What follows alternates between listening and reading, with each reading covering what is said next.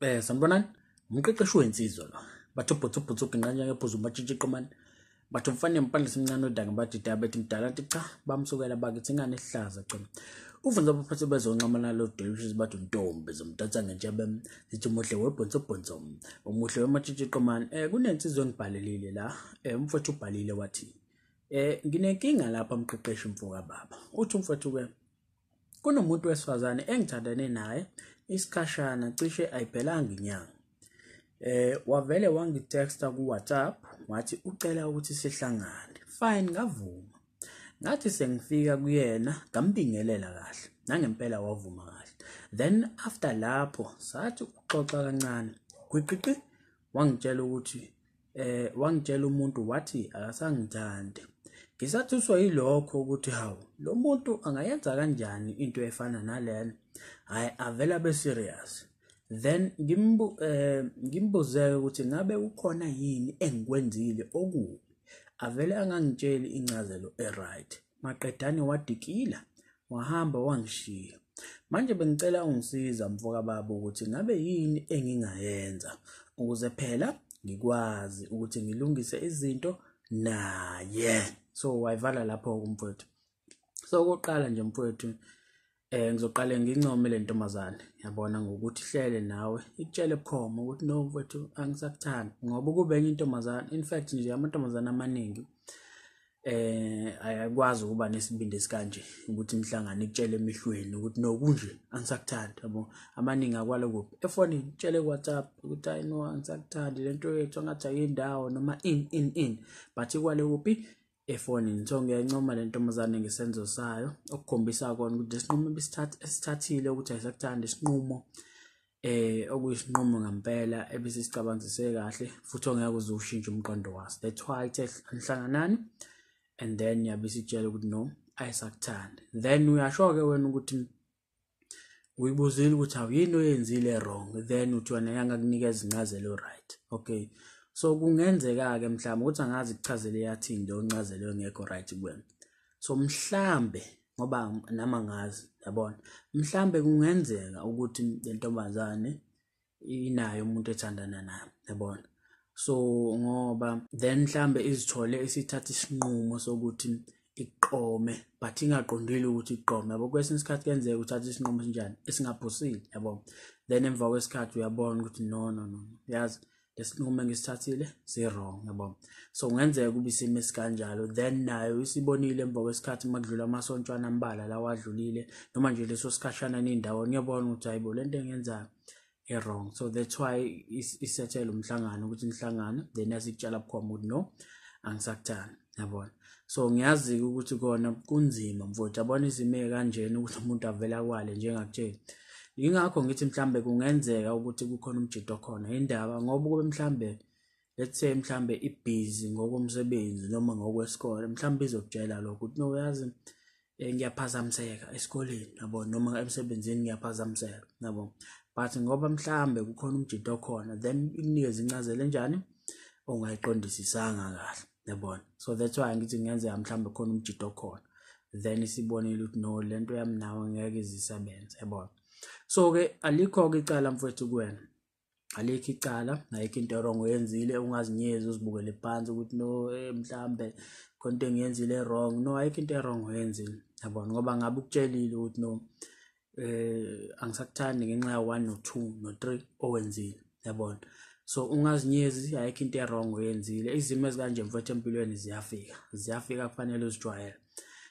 Nami ngangabhekana naso futhi kwawena usazoqhubeka ubhekane nazo yabona. Kusho ukuthi lesi sokugcina yabona. So kuphoxe kanje kuyafika empilweni. So yabo isimune esikanje njengoba uthi wena uzimisela ukuthi wenze njani ulungisa izinto na umbuzo wami uthi kwena uzolungisa kanjani izinto nomuntu ongasakuthandi yabona. So uma uqhubeka ulandela umuntu nje empilweni uma uqhubeka ulandela umuntu onjani ongasakuthanda ukukhombisa kona ukuthi wena njani awuzihloniphi yabona. So kuyinto empela ngempela kufanele uyishintshe leyo ngoba maqhubeka ukulandela umuntu ongasakuthandi khombisa kona ukuthi awuhloniphi injabulo awuyidingi empilweni yakho yabona. Kwayena awumhloniphi futhi kwayena ngoba sho kwayena ufuna ukumbona ejabule. So njengoba engasakuthandi usho ukuthi akasajabule la kuwena. So mtetela hambe mfowethu ayothola injabulo somewhere, ajabule abe right. Nawe hopefully uzomthola umuntu onjani ozokuthanda ukwazi ukuthi ujabule. So mfowethu, bengathi mina khohlo ukuthi ufuna ukulungisa izinto nalo muntu ngoba ukutsheliwe wathi akasakuthanda.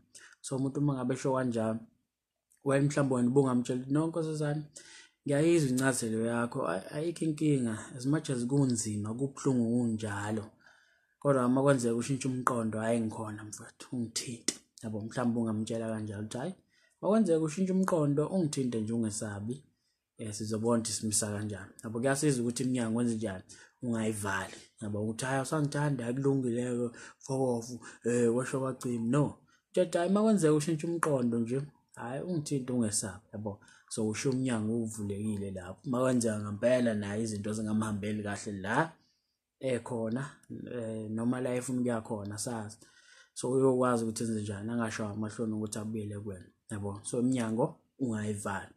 So izimo kanje mfowethu, njengoba ngisho ukuthi kufanele uzijwayele ngoba zingafika noma nini empilweni. Yabo, kwamina mfowethu ngelinye eminyakeni edlule nje ngake ngithandana nentombazana le eMpumalanga, sasise Westville na. Yabo, yayifunde Westville ngise-Howard. So mhla ngithola ukuthi yona angilona isokwalayo la ngempela. Yabona, mina ngizitshela ukuthi hayi isokwala la ngempela mhlawumbe, kanti khona omunye umjido khona. Yabona, so mina kahle ngasho ukuthi yayicitha isizungu ngami. So mhla ngithola ukuthi hawu lo muntu lo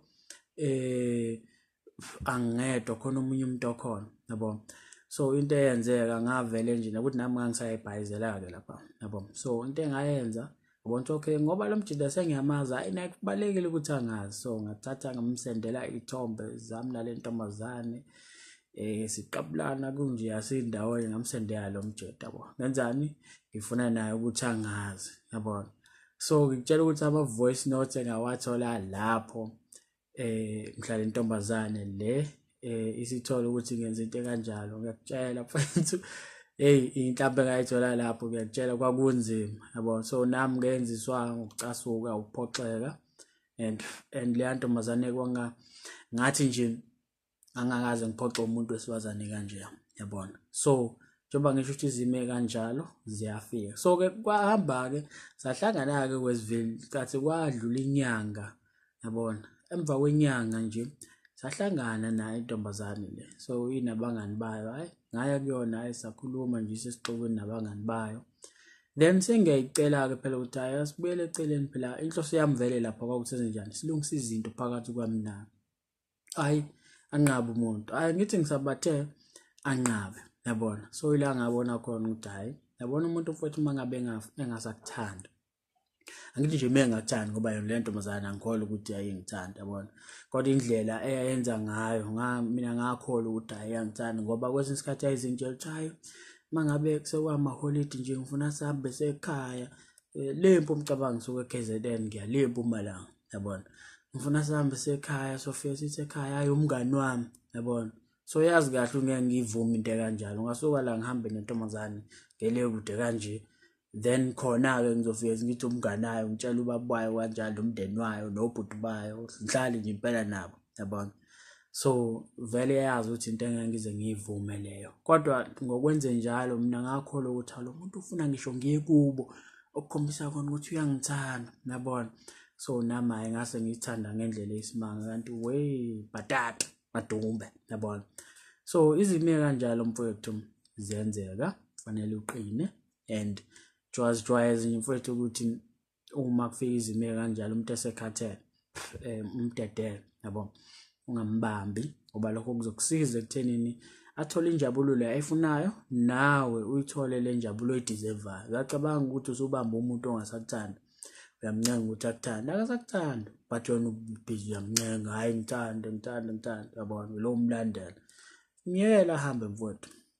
Into ebalekayo ikhombisa kona ukuthi ayifuna ukuba seduze kwakho, so yiyeke ihambe. Ufuna into engabaleki, ufuna into enjani, efunayo ukuba nawe. So impilo enjalo mfowethu, so engathi nje ungakhohlwa yena, uphole enhlizweni, uqhubeke ubhekela ngaphandle. Maningi amantombazane afisa ukuthandana nawe ukuthi ngeke aze akutshele, Abantomazane ngeke ivele ikutshela hawu bhuti yazi nje uyangichaza nje yabona njengathi thina siyakubona kukancane ukuthi intombazane ize kuwena njengomjito yabo.